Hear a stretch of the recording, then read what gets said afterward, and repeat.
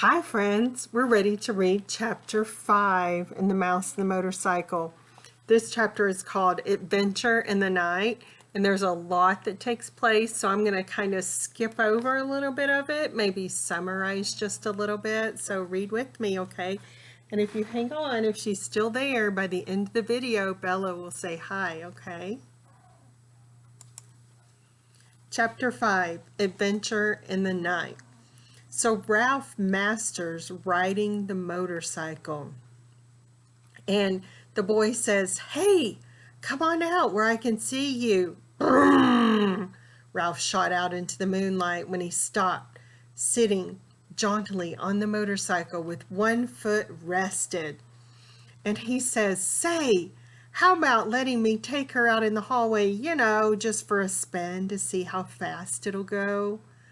"Promise you'll bring it back?" asks Keith. And so Ralph says that he'll bring it back. And he says, "I'll leave the door open an inch so that you can get in. That way you can ride it up and down the hallway at night." And so the boy is telling Ralph basically, "Hey, why don't you come and get the motorcycle and you can ride it around?" And Ralph says, "Can I really?" That was more than Ralph hoped for. "Where do you want me to park it when I come in?" "Someplace where the maid won't step on it," said the boy. "That's easy. Under the bed. She never cleans under the bed." And so they have a conversation about it, and the boy tells him, "Don't stay out too late." And Ralph had a scary feeling. He was on the threshold of an adventure. He's so excited he's about to go somewhere. And then they hear the floor creaking. Look, there he goes. He's out in the hallway. What's going to happen? He hears some snoring in room 214. And he's kind of hesitant. And he's like, "Oh no, what should I do?" And he could feel his whiskers swept back from the force of his speed. It was glorious. He's never ventured out like this before. Why does he feel so nervous? He's never done this before. Ralph is being brave. He's riding a motorcycle. He's going up and down the hallway. When he came to the stairs, he stopped to look down. He knew it was impossible to ride a motorcycle down the stairs. He sniffed the air and he looked around. What's he going to do? He's come to some stairs. Exhilarated by speed, he raced up and down. Once, when he heard some people getting out of the elevator, he's got to duck behind the curtains. So he's all going off on an adventure in and out of the curtains. Up and down the hallway raced Ralph until after an especially noisy burst of speed outside room 211, he was startled to hear a dog, a dog bark inside the room. Now it was Ralph's turn to be frightened. Oh, he thought, "I gotta be careful." If there's one thing I don't like, it was dogs. Why do you think Ralph, a mouse, does not like dogs? Who could not like dogs? Dogs always sniffed around where they had no business sniffing. So if a dog sniffs around and smells a mouse, Ralph could be in trouble, right? Ralph heard someone moving around inside room 211. And looking over his shoulder, he sees the door open, and a man in a bathrobe and slippers appear. He looks so sleepy. He was walking straight toward Ralph. Brrrr! Realizing he was taking a chance, Ralph sped up the motorcycle. If he turned and headed back to room 215, he would have to pass the man. It was better to continue toward the elevator and hope that he can find a place to hide. He raced on down the hallway. The wild barks of the little terrier told him, "Look, there's the dog." Look at that dog. That man looks sleepy, doesn't he? Told Ralph that he had been seen by the dog, even if not by the man. So who saw Ralph? The dog or the man? The dog did, and the dog also smells him. Look at the man. He tells his dog to be quiet.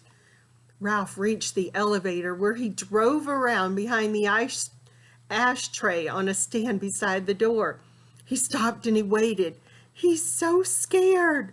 What's he scared of? That's right, the dog. He hears an owl outside. Then the dog whimpered, but the man walked right past Ralph, pushed a button, and in a moment stepped into the elevator. Phew, thought Ralph. When the elevator door had closed on a sleepy man and his noisy dog, maybe he had better lie low for a while. In a few minutes, the elevator returned to the second floor.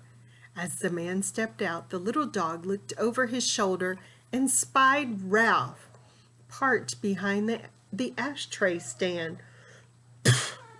So because the dog was captive, the man was holding him,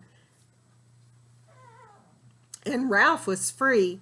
Ralph stuck out his tongue and he wagged his paws in his ears, a little gesture that he had learned from the children in room 215, and one he knew was sure to arouse anger. "Let me at him," barked that little dog. "Cut it out," grumbled the man. Does the man know what's wrong with the dog? No, the man does not know that it's Ralph. Ralph, a daredevil now, rode into a giddy circle around the ashtray stand. He had a feeling of cockiness he had never known before. Who said mice were timid? Timid means shy. And so the morning birds are coming in the pines and it's growing louder. Ralph knows it's time to return back to the room. He had quite an adventure. He got off the motorcycle and he pounded on the door with his fist. But what sleeping boy could hear a mouse pounding on the door? The door is shut. Oh no. Ralph knew from experience that he could flatten himself out and crawl under the door of room 215. But there's no way he could get the motorcycle through the crack, not even by laying it on his side and pushing. It was too wide. So Ralph gets off of the motorcycle and he leans back, prepared to guard the motorcycle until Keith awoke and discovered the door blown shut. So the wind blew the door shut. He was tired after a night of such great excitement and full dreams. Now that he had seen the hallway, he could no longer be satisfied in room 215. It was not enough. He's got to see the rest of the world. So Ralph is so exciting. He's like, I'm never going to be the same again. The next thing Ralph knew, Matt, the bellboy, was standing over him. Aren't you out pretty late? Matt asked, causing Ralph to jump to his feet, even though he was not entirely awake. You should have been in bed a long time ago, but I suppose you were out till all hours, speeding around on the motorcycle. Ralph had seen Matt many times, but this was the first time the old man had spoke to him. Matt actually spoke to Ralph, the bellboy. He was astonished to discover that they spoke the same language. Ralph stood in front of the motorcycle. Anyone who tried to take it away from him would have to fight Ralph first. Nice little machine you got there.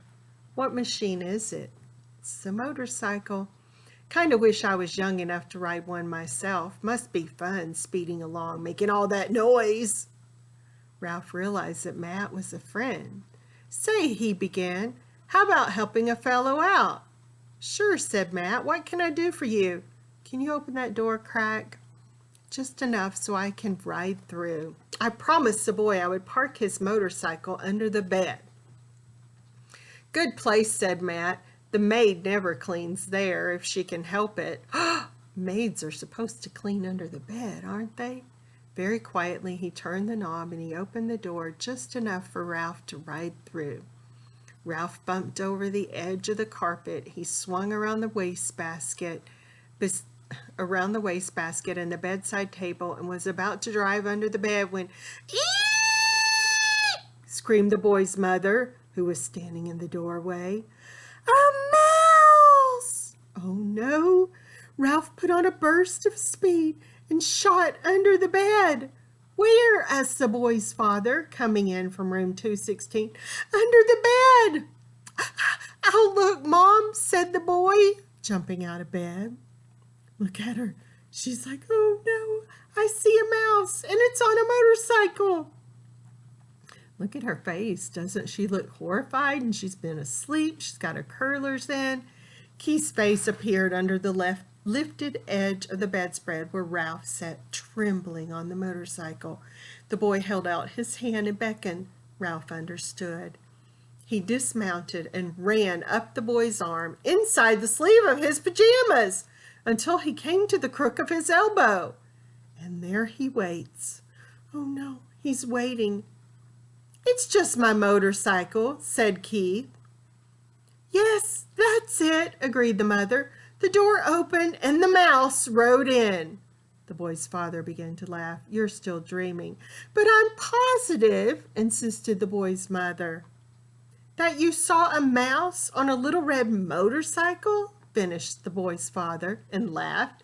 You make it sound so ridiculous, said the mother.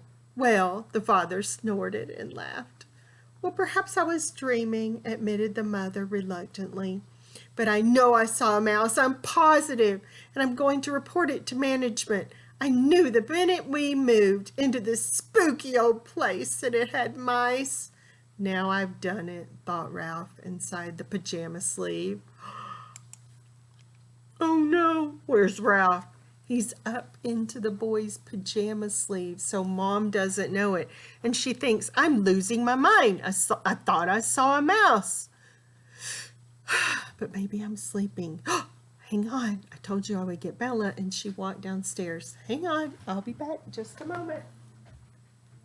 Don't go anywhere, friends. Bella! Come here.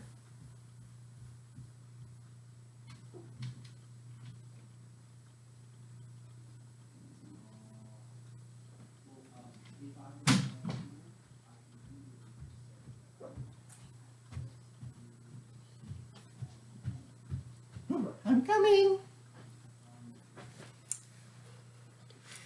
Since we talked about dogs in this chapter, I was going to let Bella say hi. She got a hairdo today. Now, dogs can smell the mouse. And the dog in the hallway smelled Ralph. But the man who was holding the dog didn't know Ralph was there. Isn't that cool? Thanks for reading with me today, friends. Have a good evening. Bye.